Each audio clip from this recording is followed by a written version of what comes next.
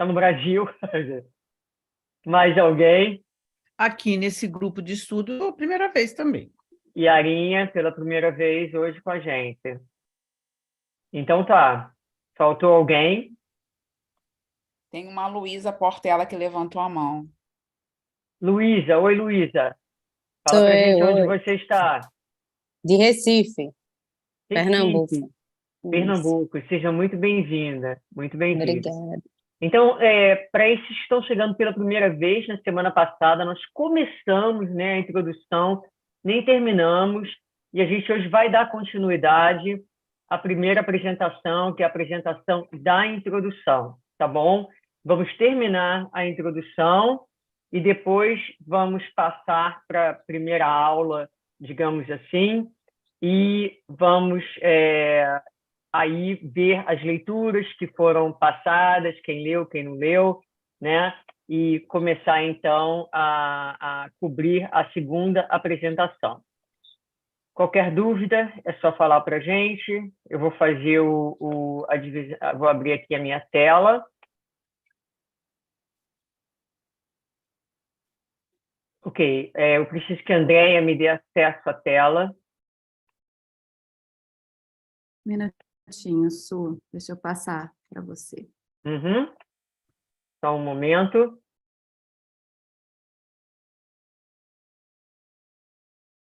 Todos que chegaram, enquanto a Andréia está me passando, por favor, quem não conversou com a Iracema, por favor, faça para receber as instruções quanto à participação no grupo, tá? Tem um material introdutório que seria bom se todos soubessem. Iracema ter essa informação. Então, agora eu vou abrir aqui a minha tela. Nessa página aqui. Muito bem.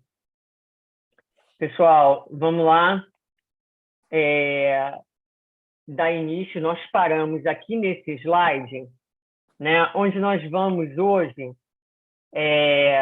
ler um pedaço de um texto muito bacana de Herculano Pires falando sobre a Revista Espírita. Então, nós, nessa apresentação, nós estamos pegando uma ideia geral do que é a Revista Espírita, alguns pensamentos sobre a Revista Espírita, para a gente ficar mais familiarizado com a ideia da proposta da Revista Espírita em si.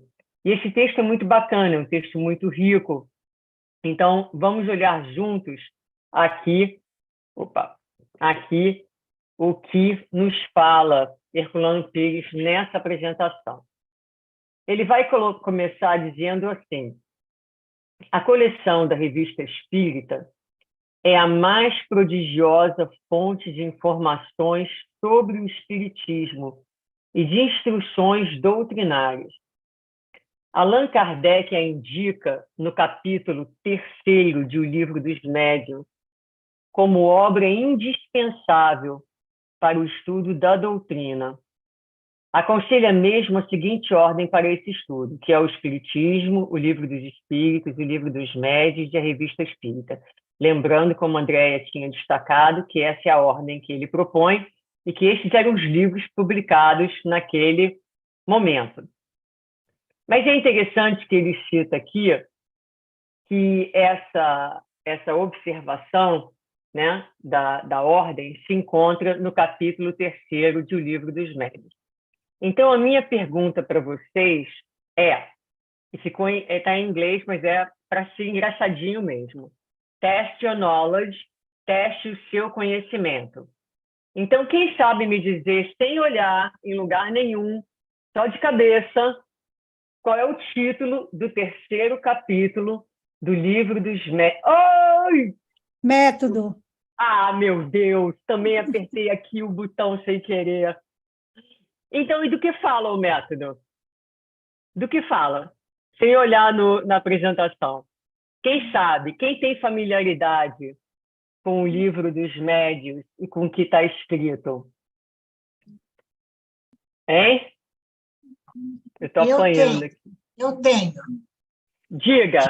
Quem falou, eu não resisto, porque eu adoro o capítulo do método, onde Kardec fala sobre a maneira dele processar o material riquíssimo recebido dos espíritos. Mais uma vez, eu já disse isso na semana passada, mas o meu entusiasmo me obriga a repetir. Destaca-se o caráter metódico, perseverante, objetivo de Kardec. Lá depois... Olha, você não tá confundindo com o capítulo 4, Sistemas? Não, é do método. Vou pegar para você. Não precisa pegar. Não, eu botei o meu livro dos médiuns aqui na cama, Aham.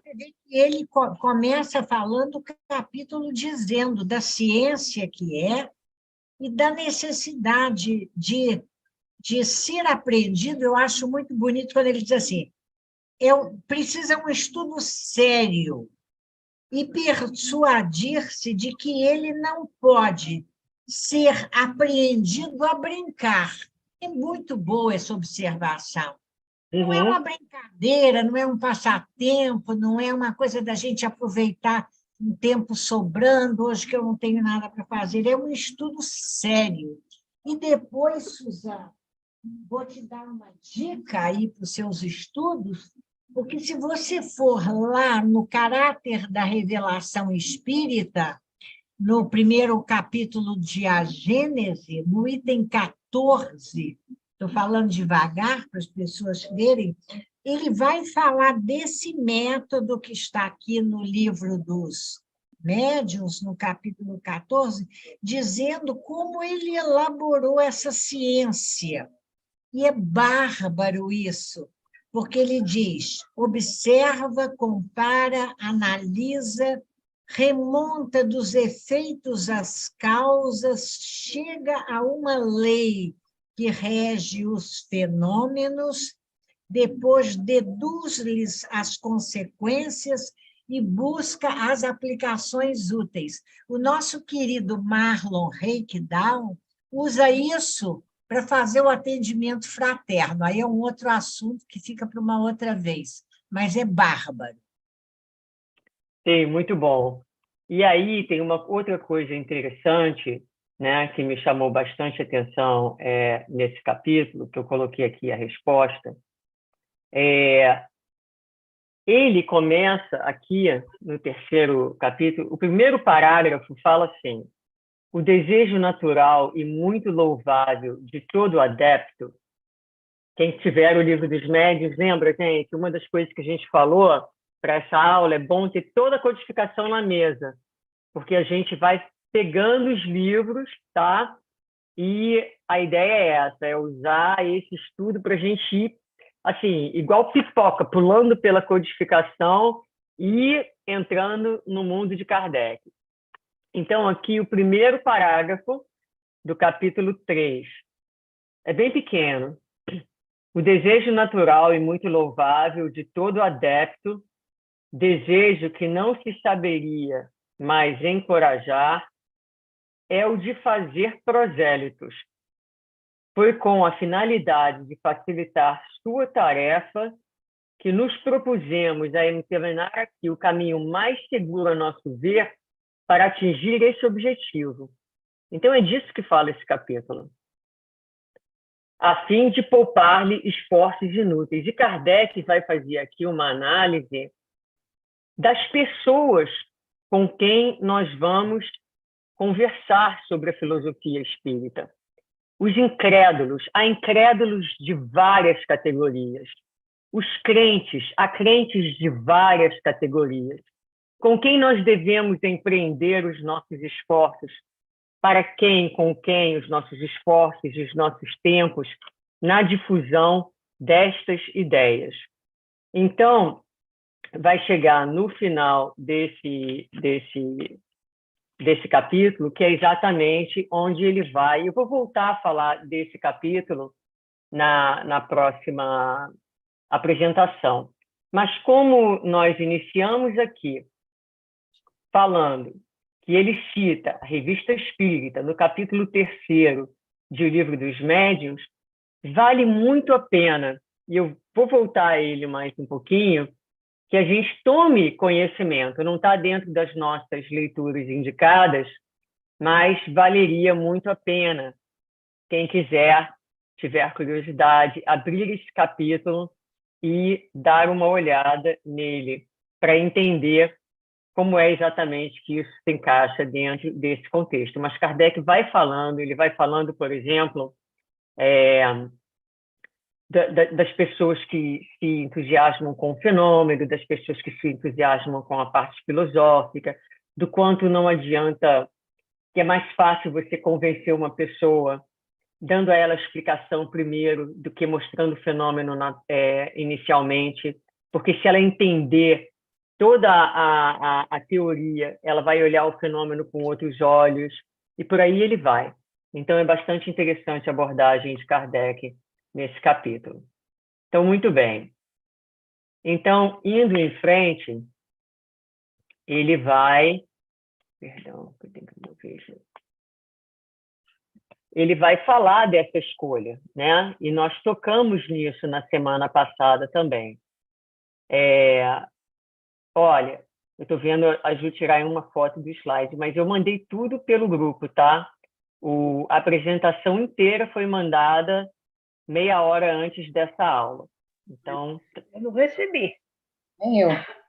tá, depois a gente vê isso, então. Mas vai estar disponível. Quem não recebeu, a gente manda. Considera o primeiro livro, né, o que é o Espiritismo, indicado como de simples introdução, e os dois seguintes como fundamentais, e a revista como obra complementar, no sentido exato da palavra, ou seja, destinada a completar o ensino básico de O Livro dos Espíritos e de O Livro dos Médiuns. Eis como ele se refere à revista espírita no trecho referido. Variada coletânea de fatos, de explicações teóricas e de trechos destacados que completam a exposição das duas obras precedentes e que representa, de alguma maneira, a sua aplicação. Sua leitura pode ser feita ao mesmo tempo que a daquelas obras, mas será mais proveitosa e, sobretudo, mais compreensível após a leitura do Livro dos Espíritos. Porque, naturalmente, tendo o conhecimento básico da doutrina, vai ficando mais fácil da gente entender os artigos trazidos na doutrina. E foi por isso que, na introdução, eu perguntei para as pessoas, a gente apresentou para as pessoas que seria mais fácil elas acompanharem o curso se elas tivessem esse conhecimento, pelo menos básico, da doutrina. Algum comentário? Então, vamos prosseguir. Esta expressão de Kardec, e que representa, de alguma maneira, a sua aplicação, dá à Revista Espírita uma posição excepcional no conjunto da codificação e de verdadeiro documentário, com um sentido ainda mais significativo e valioso, que é o de relatório científico histórico. Aliás, o próprio Kardec escreveria mais tarde, como se pode ler em obras póstumas, no capítulo 10 da Constituição do Espiritismo. A revista foi, até agora, e não podia deixar de ser, uma obra pessoal. Ou seja, Kardec vinha trabalhando nas ideias como um material, como um instrumento de estudos dele, pessoal, visto que fazia parte de nossas obras doutrinárias, constituindo os anais do Espiritismo. Por seu intermédio é que todos os princípios novos foram elaborados e entregues ao estudo. Era, pois, necessário conservar o seu caráter individual para que se estabelecesse a unidade. Então, há um determinado momento em que fica claro para Kardec que todo aquele trabalho, todos aqueles estudos, aquela compilação de ideias, ela estava sendo formada não somente para o seu uso pessoal, mas para ser divulgada, para servir de material de apoio à própria codificação. Então, ele passa a trabalhar agora com a necessidade de manter a unidade, de manter a coerência dentro da sua cabeça. Muda a perspectiva de um trabalho pessoal para um trabalho que vai ser publicado e que tem essa tarefa de propagação, divulgação, discussão, elaboração das ideias. Lígia, quer acrescentar? Eu vejo assim, a energia dela, eu já percebo assim, mediunidade, assim, fala. Você está falando, e eu só queria chamar a atenção o seguinte, para a gente pensar Kardec, né? Ele começou a receber, primeiro viu aquelas mesas pulando, ele ficou desconfiado daquilo, tem espírito, tem alguma coisa diferente aí, porque mesa não pensa, isso a gente conhece. Depois vieram os tais 50 cadernos de mensagens, né? E nós vimos na biografia excelente de Henri Sauce, que o espírito lá, Z, diz para ele, olha, você tem que fazer esse serviço, isso aí é importante, né? Eu vou te ajudar. E ele aí começa a estudar aquele material. O bacana é a gente perceber como é que as coisas acontecem. Ele foi estudando aquilo, era uma curiosidade dele. Agora, vocês imaginem o que ele sente quando ele começa analisando aquele material, a perceber que aquilo ali era muito maior do que ele estava imaginando. Ele declara isso. Ele havia percebido que aquilo ali formava um corpo de doutrina, eram ideias muito coerentes e que era preciso organizá-las de uma outra maneira, não apenas para o interesse pessoal e esclarecimento dele, mas para que fossem levadas a outros indivíduos. Então, há uma mudança aí de foco, de percepção dele com relação àquele material, que é alguma coisa assim emocionante, eu considero, não sei o que vocês acham. Gosto do seu entusiasmo. Adoro Kardec. Muito bem. Muito bem. Seguindo em frente, então, aqui. Onde é que nós paramos? Tá, aqui que a gente já leu. O codificador, portanto, é o primeiro a mostrar a importância da revista espírita no conjunto da codificação. Até agora, entretanto, essa obra era simples raridade bibliográfica reservada ao conhecimento de alguns privilegiados que a possuíam no original francês. E é inacreditável que no Brasil, onde o espiritismo encontrou, por assim dizer, o clima espiritual mais apropriado ao seu desenvolvimento, só agora a revista espírita seja colocada ao alcance do público, em tradução para a nossa língua. Kardec revela, como vimos, que a revista foi o seu mais importante instrumento de pesquisa, verdadeira sonda para a captação das reações do público, ao mesmo tempo que instrumento de divulgação e defesa da doutrina. Mais do que isso, porém, constitui-se numa espécie de laboratório em que as manifestações mediúnicas colhidas por todo o mundo eram examinadas à luz dos princípios do Livro dos Espíritos e controladas pelas experiências da Sociedade Parisiense de Estudos Espíritas e pelas novas manifestações espirituais recebidas. É nas suas páginas que os atuais estudiosos da fenomenologia espírita encontrarão os elementos necessários.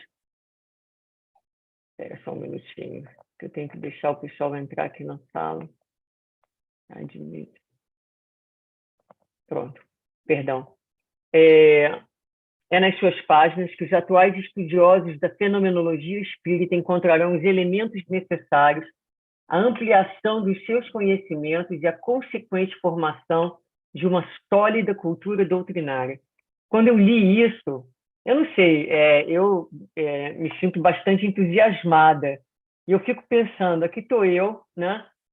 Sou espírita de berço, digamos assim, e estudei várias vezes algumas das obras e mas nunca me ocorreu ler de forma sistemática a Revista Espírita, de fazer um estudo dessa obra que está sendo colocada aqui, né, da sua contribuição, do quanto que ela traz para o entendimento da doutrina e para a formação dessa cultura sólida. Então, eu espero que esse texto, o objetivo desse texto é entusiasmar vocês para o estudo.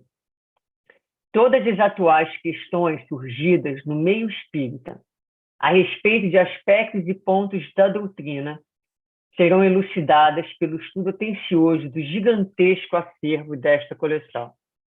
Ocorrências que hoje parecem novas e aturdem alguns praticantes e estudiosos do espiritismo têm aqui os seus precedentes registrados, com as soluções já então oferecidas pelo admirável bom senso de Kardec, aliado às instruções constantes que recebia de seus guias espirituais. Por isso, podemos afirmar que a publicação desta coleção marca uma nova era do espiritismo no Brasil e em todo o continente. Já não é possível a um espírita estudioso prescindir da leitura e do exame dos 12 volumes desta obra. Então, a gente vai ficar aqui até a próxima encarnação. Eu até a segunda. Com certeza absoluta. Uns vão desencarnar no curso do curso, né? Vão continuar o curso do plano espiritual, pelo jeito, enfim. Mas vamos ver o que a gente consegue alcançar aqui. Muito bem. Continuando. Ô, Senhor, como eu apanho desse computador. Ô, Suzana, Então, enquanto você apanha do computador, vou fazer minha última observação dessa noite, que eu falo muito, né? Só Fala. chamar a atenção que quando a gente, na introdução da Revista Espírita, ele volta a falar dessa condição da Revista Espírita como laboratório. E depois ele usa uma expressão que é muito interessante e que se adapta exatamente a esse texto, quando ele diz assim: nossa revista será uma tribuna, na qual, entretanto, a discussão jamais deverá afastar-se das normas das mais estritas conveniências. Numa palavra, discutiremos, mas não disputaremos. Isso é fantástico. Até para Lígia, perdão. Ah. Eu tenho um slide na próxima apresentação com essa... Sobre isso? Então, desculpa, era só para você encontrar aí o que você tinha perdido. Tá bom, a gente vai voltar a abordar isso, tá bom? Andréia, você lê esse slide para mim, por favor? Allan Kardec, durante 11 anos e 4 meses de trabalho intensivo, ofereceu-nos, ao vivo, toda a história do Espiritismo, no processo de seu desenvolvimento e sua propagação no século XIX. Podemos acompanhar nessas páginas, passo a passo, o esforço, ao mesmo tempo grandioso e minucioso, de Kardec na construção metódica da doutrina e na estruturação do movimento espírita. A história do Espiritismo se nos apresenta, assim, como uma forma de vivência que se autofixou na escrita. Podemos senti-la e revivê-la no registro preciso das reuniões, das pesquisas, das comunicações espirituais e dos trabalhos vários da Sociedade Parisiense de Estudos Espíritas, dos grupos familiares e dos centros espíritas, bem como das sociedades estrangeiras a ela ligadas. Nada se oculta ao leitor. Segue. Os problemas, as preocupações de Kardec, suas lutas dentro e fora do meio espírita, suas vitórias tranquilas, sua resistência à calúnia, à mentira, à difamação, sua fé inabalável, tudo isso palpita nessas páginas e nos dá a impressão de vivermos ao lado do codificador na sua época. Quem está animado? Não é? Não é bonito demais isso? E tentar pensar como é que Kardec lidou, né, com esses desafios todos, com as perseguições, as calúnias, a difamação, e poder acompanhar o seu pensamento, a sua fé, a sua retidão. Então, assim, dá entusiasmo, dá vontade, dá curiosidade de querer saber e de realmente entrar nesse corpo desse material que vem, como a gente está vendo aí, dar suporte a todo o trabalho da codificação. Então, esse é o fim do texto de Herculano Pires. Aliás, é um texto bem longo e está disponível na internet para quem quiser ler na integral, né? Iracema está de mão levantada, vamos lá?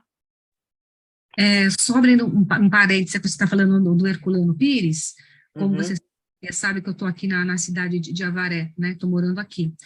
E o Herculano Pires foi muito importante para a doutrina, porque ele foi o primeiro brasileiro a fazer a tradução, né, do francês para o português. Ele é da nossa cidade aqui, nasceu em Avaré, foi criado aqui, e a irmã dele ainda dá palestra, que é a Heloísa Pires, ela deu uma palestra no ano passado, que a gente está fazendo um estudo, né, várias convenções sobre Herculano Pires, e a irmã dele ainda está aqui ainda, ela mora próximo daqui também, ela em São Paulo, mas ela vem para Avaré, ela morou muitos anos em Avaré, e então a gente só queria, porque ele foi também como que fala?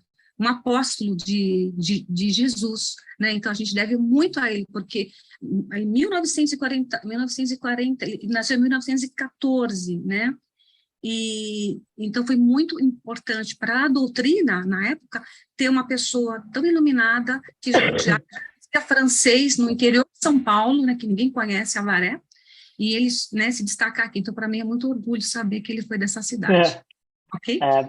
Obrigada, valeu. Valeu. Seguindo, então. Bom, quem sabe dizer que ordem Kardec recomendou que fossem lidos os livros por ele publicados? Já tem uma dica, porque nós já vimos os 4 primeiros. Mas qual é a ordem que ele vai recomendar que os livros da codificação sejam lidos? Alguém sabe?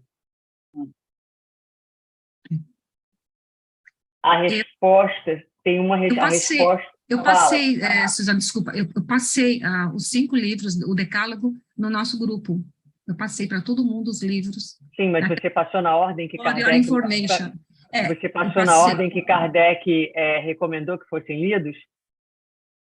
Eu creio que sim, Suzana. Eu não sei se a ordem está correta, eu vou ficar aqui, mas eu passei para todo mundo. Ele comenta lá qual era a ordem. Ele mesmo tem aí qual uma era, área, Kátia? Qual era? O primeiro é o que é o Espiritismo, o segundo o Livro dos Espíritos, o terceiro o Livro dos Médiuns, Quinto, não sei. A revista. Aí a revista era o quarto. Ele não falava no Gênesis. E onde entram os outros livros? Em que ordem? Não estava lá. Eu não estava lá. Não estavam publicados ainda, na época que ele recomendou. Sim. É por isso que não estava lá, porque era... Mas há uma outra recomendação em uma outra obra. Gênesis. Fala da ordem. A revista Espírita. Não, não está dentro del Pentateuco. Um de cada vez, people. Um de cada vez. Levantem a mão, vamos lá. Quem quer falar, levanta a mão. Levanta a mão usando o levanta-mão do computador, por favor, do Zoom, para eu poder olhar. Iracema. Então, aqui está o Livro dos Espíritos, o Livro dos Médiuns, o Evangelho, segundo o Espiritismo, 4º, Céu e Inferno, 5º, a Gênese. Céu e Inferno. Também conhecido também com a codificação. E aí, só está faltando esse que eu já até comprei hoje, que é Obras Póstumas. Você pode imprimir, eu vou tratar de comprar todos que eu não tenho. Mas coloca aqui no quadrinho que eu vou tirar uma foto, vamos ver. Vem aí a resposta, vamos olhar. Olha aqui.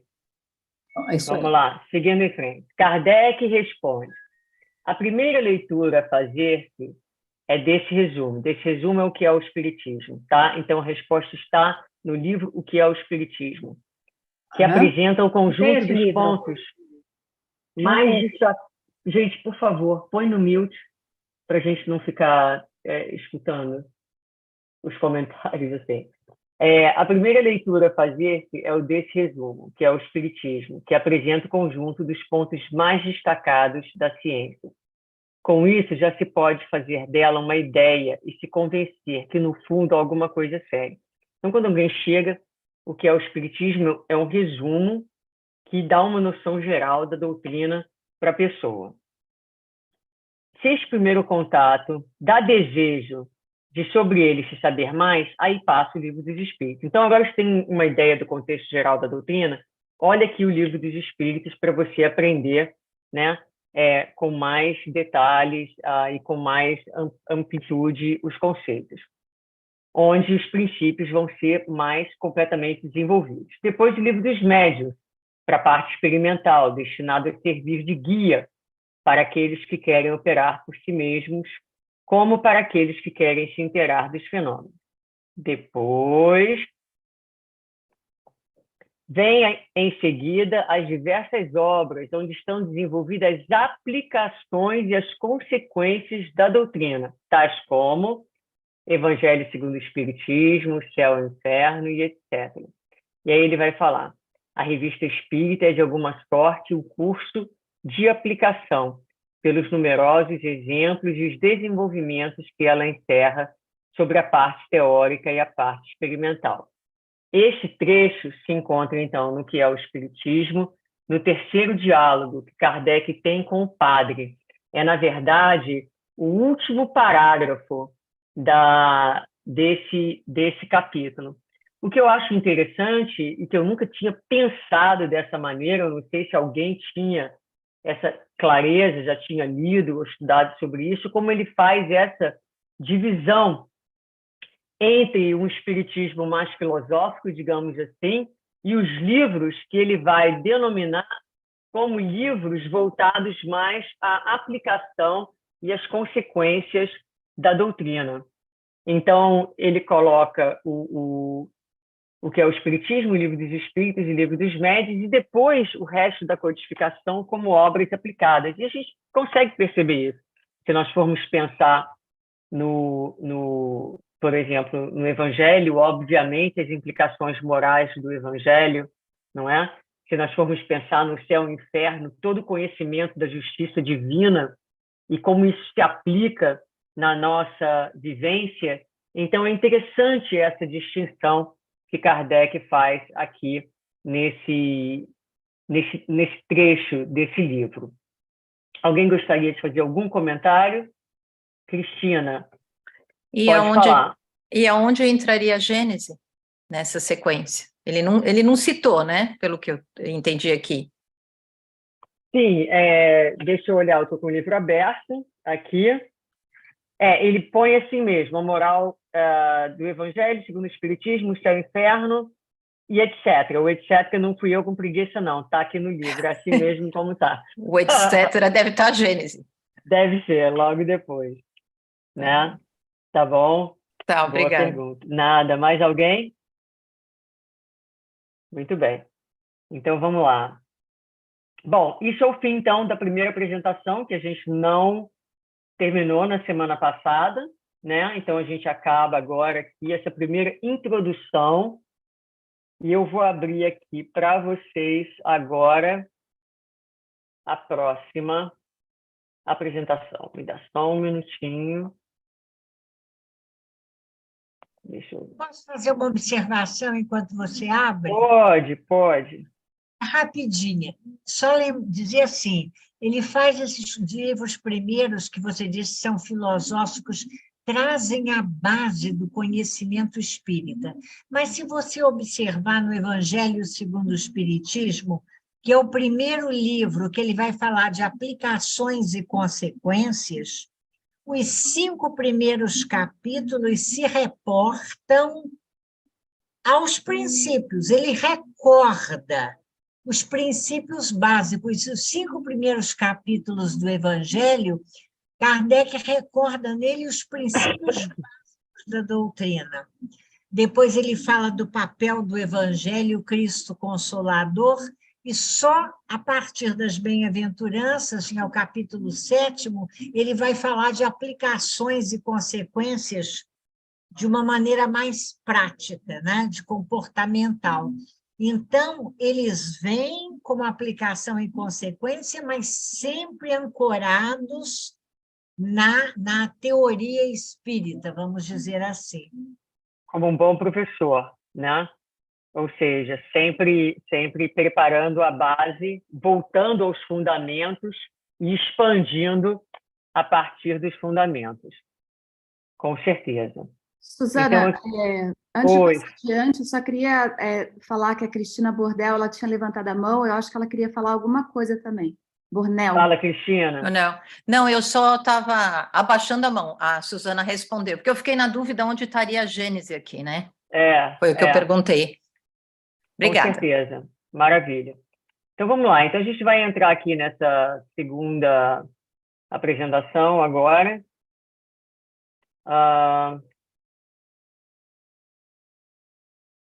E para hoje, o que nós tínhamos, né, era o que foi a leitura para aqueles que estão chegando hoje, não sei se chegaram a acompanhar, foi a apresentação da FEB, a primeira edição. Então, esse é o conteúdo principal da apresentação que nós entramos agora. Mas antes de entrar no conteúdo principal, a gente vai falar sobre o dever de casa. O dever de casa era que nós fizéssemos, né, a leitura da biografia que foi passada para o grupo e que, lendo a biografia, que as pessoas buscassem identificar algum ponto interessante ou algum ponto que elas não conheciam sobre a vida de Kardec e dividissem com a gente, então, esses pontos. Então, alguém gostaria de... Eu escrevi em algum lugar as minhas observações, estou aqui catando elas. Alguém gostaria de começar dividindo com a gente o que leu? Não vai dar para todo mundo falar, tá, gente? Mas eu vou deixar algumas pessoas falarem aí. Vou deixar falar primeiro quem não falou nada ainda. Então, vou começar com a Graça.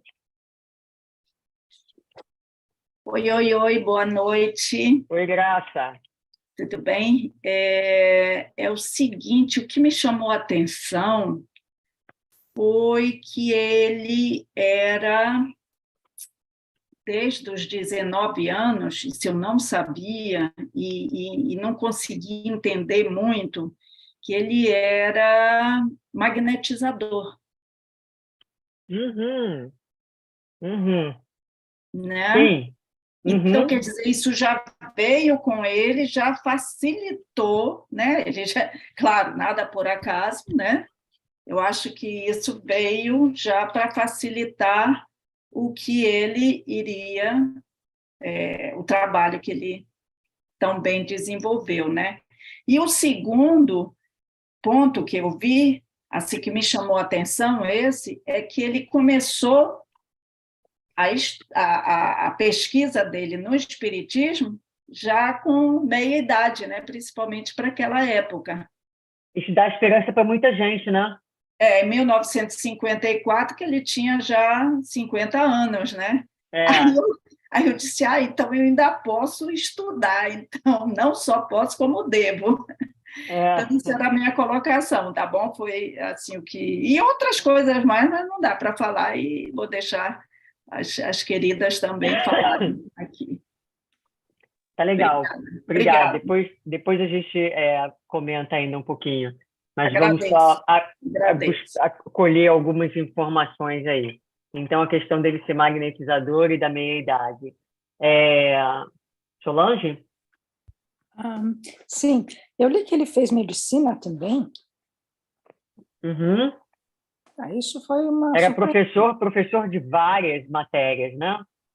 Sim, mas que ele estudou medicina Não só deu aula, é isso? Sim, ele tinha conhecimentos na área. Eu não sei se ele teve uma formação acadêmica. Alguém sabe? Suzana, aqui na leitura que a gente viu, estava dizendo que era doutor em medicina, tendo feito todos os estudos médicos e desenvolvido brilhantemente sua tese. Muito bem. Perfeito. É isso.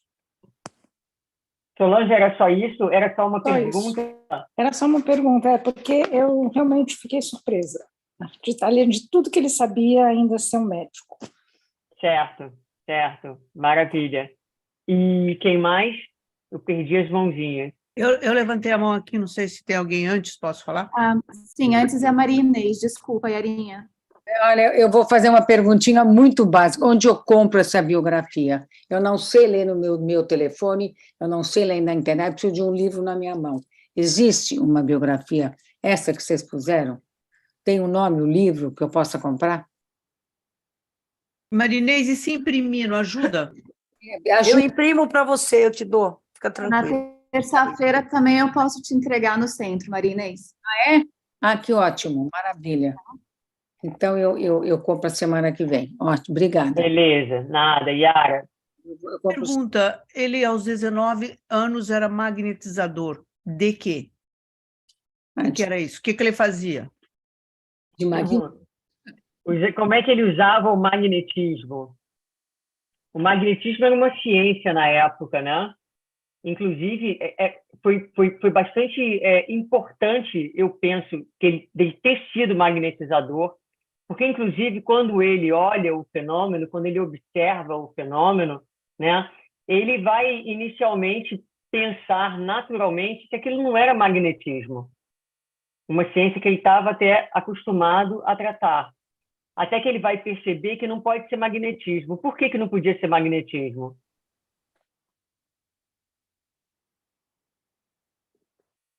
Por que as mesas voando não eram um fenômeno de magnetismo? Ou seja, uma pessoa não estava passando o seu próprio magnetismo, o seu próprio fluido e fazendo a mesa funcionar. O que ele não observou? É porque existia comunicação? Porque existia comunicação também, Suzana? Sim, era uma comunicação.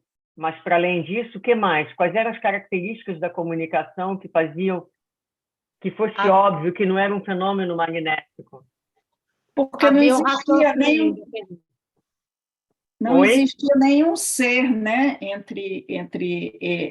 Era só matéria, né? Não era porque havia resposta e pergunta, um processo de pensamento? As respostas eram respostas inteligentes, não é? Eram respostas inteligentes, eram respostas que traziam informações, às vezes, muito acima, por exemplo, da capacidade intelectual dos presentes. Informações que verificavam-se depois que era verdade. Então, o fenômeno magnético, o magnetismo em si, ele não produz respostas inteligentes. Então, ele vai perceber, quando eu dou um passe, por exemplo, o passe é um fenômeno magnético e espiritual. Magnetismo no sentido de que eu estou passando o meu próprio magnetismo, meu próprio fluido, e espiritual no sentido que é o fluido dos espíritos. Então, ele é misto. O fenômeno magnético é um fenômeno anímico, de transmissão do nosso próprio fluido, da nossa própria energia. Mas a mesa não podia estar sendo movimentada por um fluido, porque ela apresentava características de uma inteligência. Então, é preciso que houvesse uma causa inteligente por trás do fenômeno. Suzana, oi. Deixa dizer, é muito importante observar que ele percebia esta inteligência dirigindo os fenômenos e observava também que não era o pensamento do magnetizador, mas um pensamento outro, que muitas vezes contrariava o próprio pensamento do magnetizador. Isso é bem importante. Contrariava, estava para além do conhecimento do magnetizador. Para além do conhecimento do magnetizador. Exatamente. Suzana, a Jussara está com a mão levantada. Vai lá, Jussara. Bom, eu não sei nem se é alguma coisa bom, é relativa à biografia. Primeiro, quando eu li a biografia, eu fiquei sabendo que antes de Kardec encarnar, houve uma reunião, uma pleide de espíritos bem altos, no sentido que tinha Joana d'Arc, Sócrates, Platão. Superiores.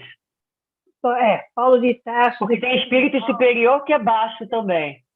Não, mas esses são os... primeiro fala, deixa a mãe falar, que quando a mãe fala, a gente aprende. Deixa a mãe falar. Bom, segundo, então tem esse grupo de espíritos magníficos. E aí o Espírito da Verdade fala para um deles, você vai reencarnar com o propósito de fazer tudo que o Allan Kardec fez. E ele falou, você foi um apóstolo. Da lista que eu tenho aqui, existem dois, que é o Paulo de Tarso e o João Evangelista.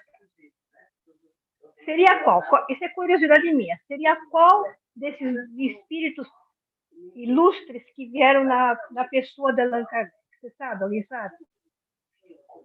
Porque eu li numa das biografias dele, que ele veio nessa... Não sei dizer. Bom, tudo bem. Então, outra coisa, você sabe, ele também fundou, apesar de fazer tudo que ele fez, ele fundou uma casa para idosos. Eu achei assim magnífico, que o dia dele devia ter 100 horas por dia, porque não é possível, o cara trabalhava que nem um louco. Aí outra coisa, o que mais me impressionou na biografia foi a determinação, o não esmorecimento, nunca parou, nunca fez. Será que lá do fundo, ele nunca pensou, será que eu estou fazendo a coisa certa? Será que eu estou ficando louco? Será que, sabe? Será que lá alguém, vocês já leram tanto, porque quer dizer, eu, coitada de mim, me pus no lugar dele hoje pensando, eu falei, gente, o cara passou tanto, será que não teve nenhuma dúvida? Não dos espíritos, mas da capacidade dele de fazer tudo o que ele fez?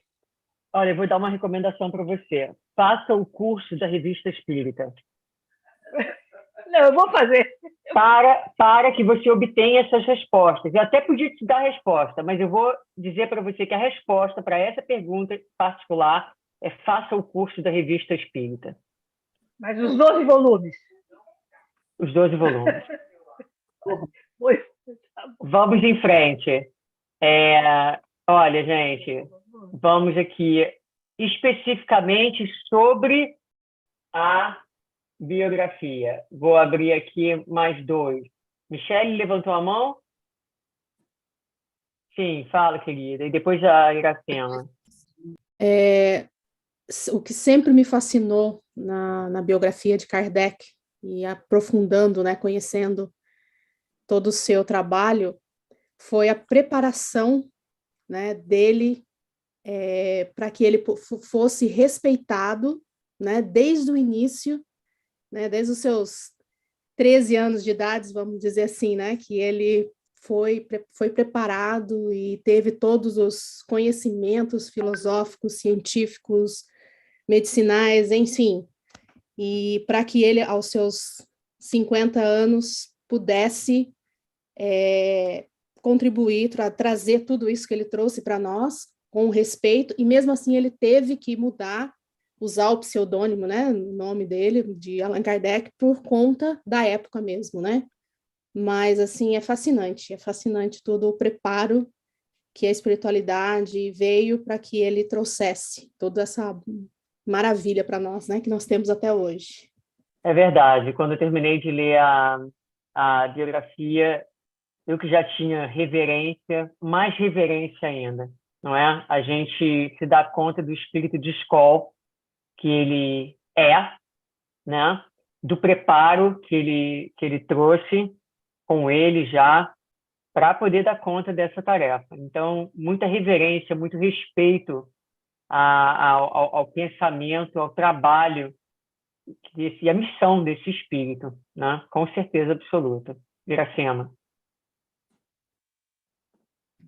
o que me chamou bastante a atenção foi que ele recebeu uma mensagem do espírito protetor, com o nome de Z, dizendo que ele havia participado no tempo dos druidas, né, dos druidas, e que ele vivia junto na Galileia, ou seja, então a gente vê que já devia estar sendo preparado lá atrás, na época de Jesus, realmente, né, muito antes, já para estar com essa missão que ele começou em 1857. Eu achei super interessante trazer. Mas eu não sei se essa passagem faz referência a ele estar na época de Jesus, junto a Jesus.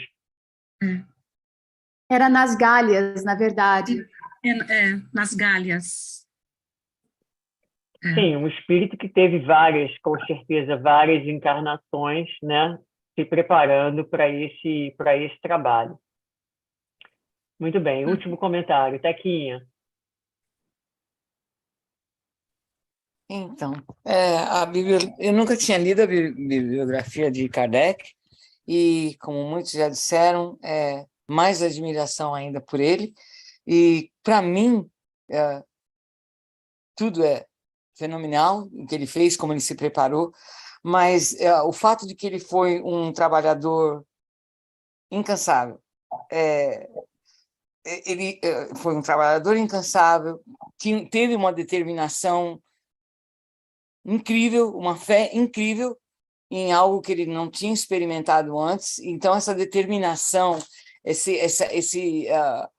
entrega, a certeza que ele tinha do que lhe foi dito para que ele concluísse esse trabalho, eu que sou uma pequena gota de areia no universo, sinto assim muita inspiração através da biografia dele, porque pela essa nova etapa que vai acontecer na minha vida, que já começou e que continua. Eu me inspirei muito ao ler, de ver que a determinação, por menor que seja o trabalho, o projeto, o que a determinação, a vontade, a certeza vinda do mundo espiritual nos capacita a fazer. Não sei se ficou bem claro. Maravilha. Não, foi ótimo, porque uma das perguntas era em que te inspirou a biografia, né? Então, a gente levantou aqui alguns pontos bastante interessantes. Eu espero que vocês tenham gostado da biografia. Ela é rica, ela é inspiradora, dá vontade de viver, dá vontade de fazer, dá vontade de contribuir, né?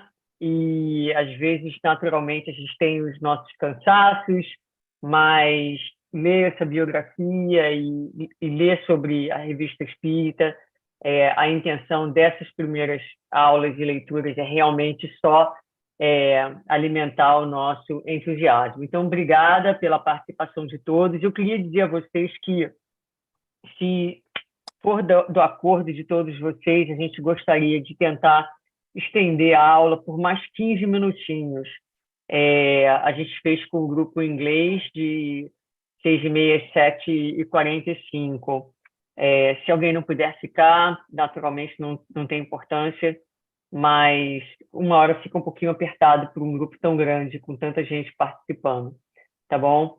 Então, a gente vai seguir em frente mais um pouquinho, entrando na aula, né, agora, porque isso foi só E a gente trouxe aqui esses slides só para a gente ter, assim, uma noção, né, no tempo aqui, da codificação, onde que entra a Revista Espírita.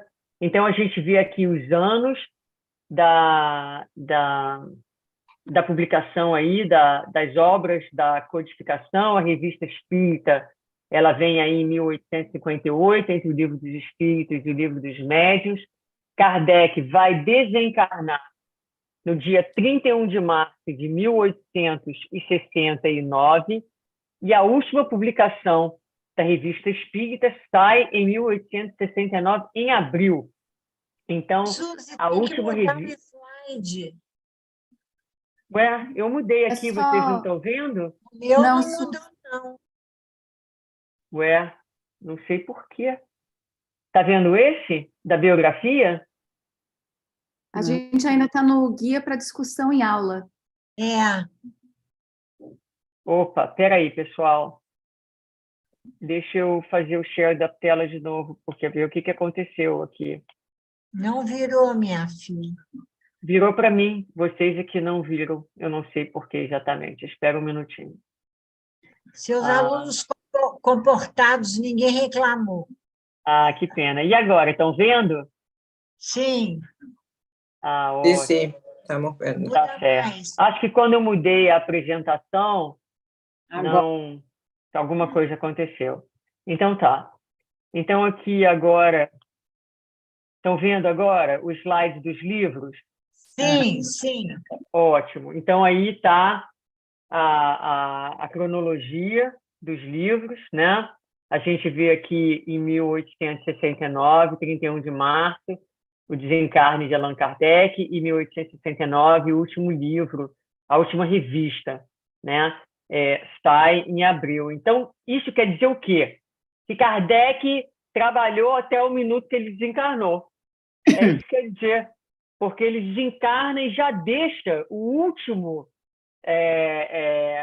número pronto. Só não deu para ser publicado, mas a revista já estava pronta. Ele trabalhou até o último minuto da sua existência. Então, que isso também nos sirva de inspiração. Pedindo a Deus que dê a todos nós cabeça e cérebro para trabalhar dessa maneira, né? E aqui a gente entra, então, no próprio texto da apresentação da FEB, e a gente vai ver aqui que alguns trechinhos vão ser repetidos do que a gente já leu, mas a gente vai tentar olhar alguns outros aspectos. Então, eu trouxe algumas ideias, né? Aqui começa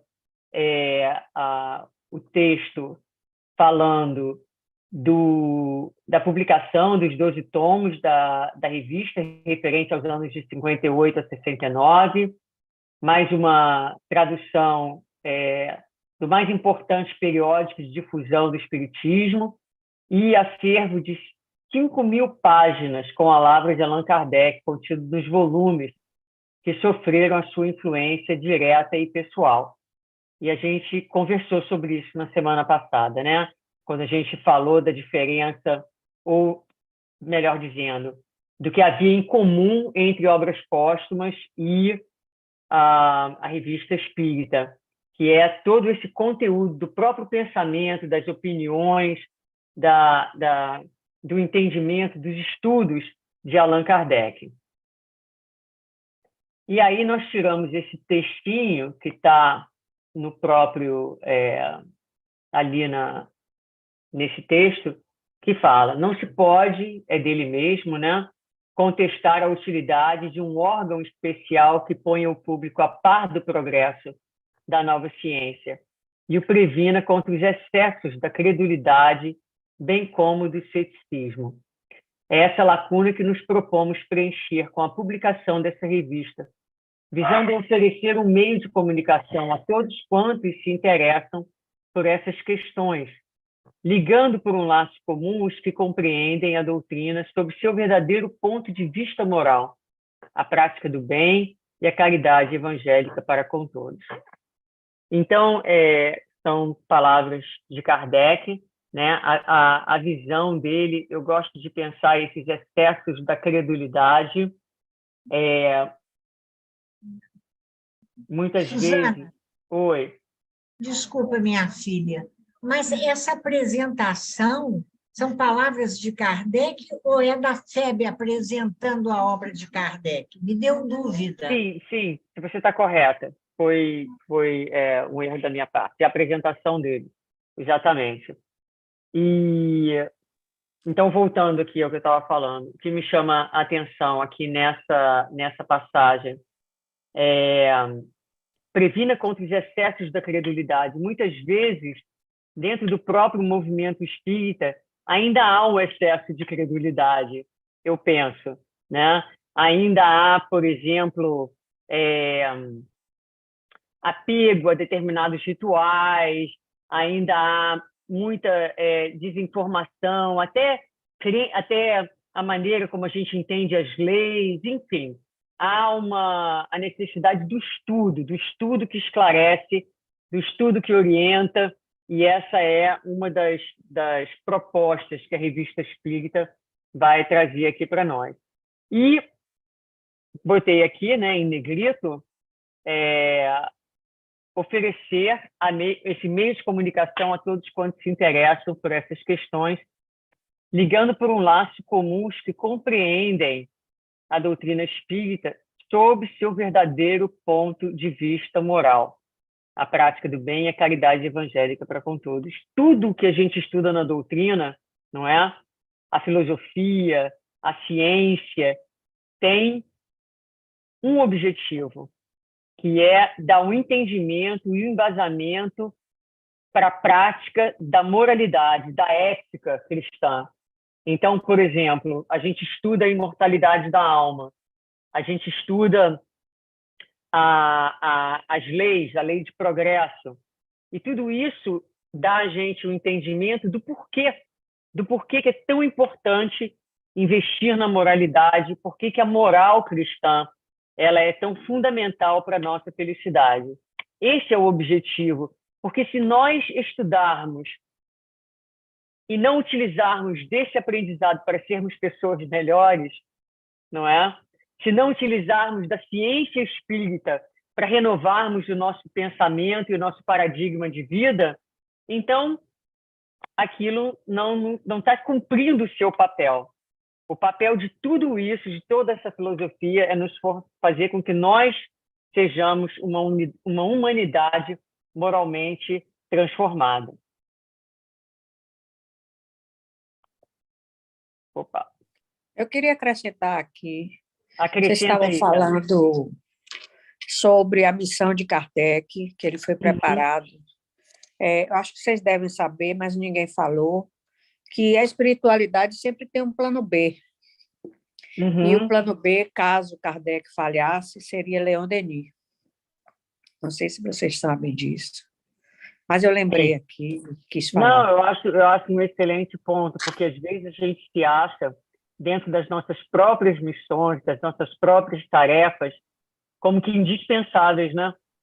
E aí a gente vê que nem Kardec era indispensável, porque haveria outros missionários, haveria outros que poderiam tomar aquela tarefa. E esse é um ponto realmente importante. Obrigada pela lembrança. Iracema. Eu ia só falar que dentro do nome dele, né, do nome dele realmente, já estava Leon Denis. Então, o nome de Leon Denis está dentro do nome do Allan Kardec, né, que é o Curiosidades Espíritas. Interessante também. Muito bem. Então, vamos lá. Então, aí eles trazem para a gente, né, o cenário editorial na França, e isso foi falado, alguém trouxe na semana passada, falou para a gente que não tinha nenhuma revista espírita na França naquela época, e aqui o que a gente vê? O Livro dos Espíritos dá super certo, né? Apesar de todas as dificuldades que Kardec encontrou, ele começa a receber, a partir daí, relatórios de fatos espíritas, cartas com perguntas, com dúvidas, visitas, as pessoas vão atrás dele para tirar dúvidas, e ele começa a ver também críticas, pessoas combatendo as ideias, comentários injuriosos, e ele se dá conta que vários países possuíam esse meio de comunicação importante. O próprio Estados Unidos tinha 17 jornais naquela época, que surgiram depois dos fenômenos de Hydesville, e a França não possuía, naquele momento, nenhum jornal de publicação ou publicação suplementar para a filosofia espírita. E aí, nós vamos ver aqui, seguindo a sequência do texto. Dando-se conta da imperiosa necessidade de criar uma folha que periodicamente pusesse os estudiosos dos fenômenos espíritas a par do que se passava no mundo e os instruísse de modo ordenado sobre as mais variadas questões doutrinárias, Allan Kardec pôs mãos à obra, a despeito de lhe faltar o tempo necessário para semelhante empreendimento, considerando-se os seus afazeres pessoais, inclusive os voltados à sua própria subsistência.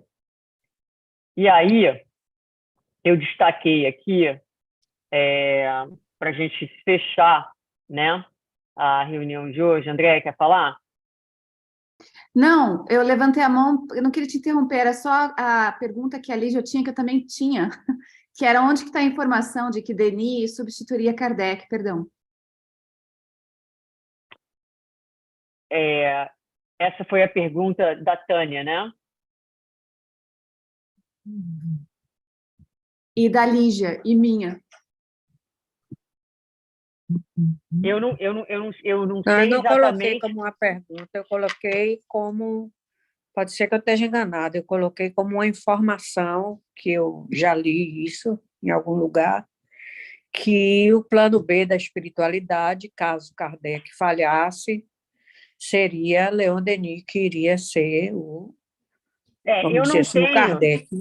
Eu não tenho essa informação desta forma. A gente sabe que a espiritualidade tem um plano B sempre. Agora, se você puder trazer a fonte de onde exatamente diz que seria Leon Denis, porque a gente sabe que Leon Denis veio com uma tarefa de dar continuidade, de continuar naquele trabalho. Ele fez uma contribuição fenomenal seguindo Kardec. Mas se você puder trazer a fonte, aliás, gente, qualquer informação dessa natureza, fulano foi Beltrano, a espiritualidade falou isso, sempre que a gente trouxer essas informações, vamos trazer as fontes, para que a gente possa dividir com o grupo e poder até ler a fonte, aprofundar e saber exatamente de onde vem. Então, Tânia, se você puder localizar, será ótimo. Vou anotar tá bom? aqui para procurar. Isso só para lembrar que essa questão de Kardec ser substituído, caso ele não desse conta do recado, está em Obras Póstumas, porque ele pergunta para o Espírito de Verdade o que aconteceria, né? Se haveria um substituto, um plano B, ou o que seja. Então, essa informação também está lá, e foi ótimo que você disse, porque demonstra a humildade de Kardec e também a realização de que era um trabalho mego, né? Tipo assim, se eu não der conta, né? O que acontece com essa missão magnífica. Então, eles trazem essa informação para a gente também. Maravilha. E aqui a gente vai agora para mais para fechar o dia de hoje, vamos testar o nosso conhecimento. Já que Kardec fala aqui em cima, né? Já que foi falado aqui em cima da importância da instruir-se, a instrução de modo ordenado, a instrução. Eu pensei em colocar aqui para vocês em que capítulo e obra de Allan Kardec encontramos a frase abaixo: Espíritas, amai-vos, este é o primeiro ensinamento, instruí-vos, eis o segundo. Onde está isso, pessoal? Quem sabe, um voluntário. A gente devia fazer prêmio, né? Quem levantar primeiro, bater na campainha primeiro, né? O time ganha, vai fazendo ponto, acumulando pontos no transcorrer do curso, e no final do curso, quem tiver mais pontos ganha uma estadia num hotel de 5 estrelas em nosso lar. Iracema, você levantou a mão primeiro. Eu penso. Tá no mudo. O microfone está mudo, não dá para escutar. No Evangelho segundo o Espiritismo. Tem que capítulo, querida? Ai, não tenho. Está valendo ainda. Que capítulo? Eu pesquiso. Não, vamos lá. Quem sabe de cor? Quem sabe de cor? Em que capítulo? Alguém? Algum voluntário? Capítulo 6. Capítulo 6. Muito bem. O Espírito Consolador. Muito bem. Consolador Prometido, item 4. Consolador Prometido. Então, vamos ver aqui a resposta. Está aqui, capítulo 6, item 5. Cristo Consolador. Mas eu não quero nosso lar, não. Como diz Givaldo, por nosso lar eu passo. Então tá, mama. Tá certo. Então, essa é a resposta. E qual a importância, então, da instrução, né? e no contexto do Evangelho segundo o Espiritismo e do capítulo onde se encontra. Por que será que essa frase está nesse capítulo e no contexto de o Cristo Consolador? Porque a frase está lá, mas ela se encaixa de que forma dentro desse contexto? Quem sabe dizer? Aí já é uma pergunta mais difícil. Suzana, vou dizer uma coisa para o grupo. Eu só estou sabendo isso porque eu fiz uma palestra ontem sobre isso. Agora tu vê que sorte é a minha. Uhum. É lindo. É isso que dá fazer palestra. A gente vai... Não, vem lá. Então, eu vou falar o que eu falei na palestra ontem. Aliás, está no meu canal. Pode anunciar o meu canal aí. É lindo quando fala do advento do Espírito de verdade, com aquela primeira mensagem das instruções dos Espíritos, que é uma das mensagens mais bonitas do Evangelho, quando ele se apresenta dizendo: venho como outrora aos transviados filhos de Israel. E ele se mostra Jesus. É uma mensagem belíssima. Vão lá ler. E ele fala que nós nos perdemos do caminho reto e justo e trilhando os caminhos da iniquidade.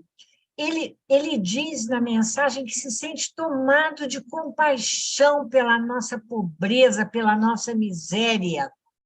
E aí nos recomenda: amai-vos e instruí-vos. É uma mensagem belíssima, um primor, e digo a vocês, só sei isso porque fiz uma palestra sobre isso. Aí ela está aqui na ponta da língua. Desculpa, tá, Suzana, a interrupção. Não, tá ótimo. Você cobriu de forma primorosa a resposta. Então, vale mesmo a pena a gente dar uma revisada nesse texto. E é isso mesmo, né? Então, aqui no Evangelho, ele vai falando que a morte não existe, ele vai trazendo alguns conceitos bastante importantes. E ele nos conclama, então, a instruirmos-nos, né? A instruirmos-nos para que a gente, através da instrução, chegue aonde? Chegue à verdade, né? Chegue ao conhecimento, chegue à libertação. Então, meus queridos, é isso que a gente tem para hoje, né? Ficaram aí várias dicas de leituras para a gente fazer. Voltem ao texto, eu mandei para vocês, a gente pode mandar de novo, quem precisar. Eu mandei para vocês o PowerPoint, na verdade, eu mandei em PDF antes da aula, então está disponível, quem quiser rever. André, isso fica gravado no YouTube? Tá no mute. Pois é. Fica gravado, e também só para lembrar que tem alguns amigos que estão conectados conosco desde o início, então nós agradecemos a participação. E só para lembrar também que a gente jogou no chat da Federação Espírita da Flórida o link para quem quiser entrar e participar ativamente, né? Porque ali eles só podem assistir e comentar, não podem fazer pergunta. Então, sim, está gravado e está no canal da Federação da Flórida. Então, fica aí para vocês, tá bom? Alguém levantou a mão? Não, alguma pergunta? Algum comentário para a gente terminar? Cristina, você está no grupo de WhatsApp? Estou. Tá, então eu não sei exatamente por que você não recebeu, foi mandado eu vou olhar de novo, tá? Mas não sobe as mensagens, eu mandei hoje às 6 horas, as 2 apresentações em PDF, elas estão lá. Mas se você não conseguir, entre em contato e a gente manda para você, tá bom? Tá bom, então, obrigada. Então tá. Então vamos fazer a nossa oração. Alguém, você quer falar? Lígia, deu uma levantadinha de mão aí? Não? Então tá bom. Dando tchau. Não, mas vamos fazer a nossa oração final, né? Obrigada, Senhor, pela oportunidade dessa aula, dessa troca, né? De estarmos juntos aqui, reunidos, aprendendo e estudando. Abençoa cada um de nós. Permite que a nossa noite esteja de paz, e que possamos continuar esperançosos, mas, acima de tudo, Senhor, entusiasmados por este estudo, por esta filosofia, por esta doutrina, pelo entendimento dos seus conceitos que nos libertam e nos ajudam a viver. Que assim seja, graças a Deus. Que assim seja. Muita paz, boa Obrigada. noite para todos. Boa noite. Olha, gente, olhem lá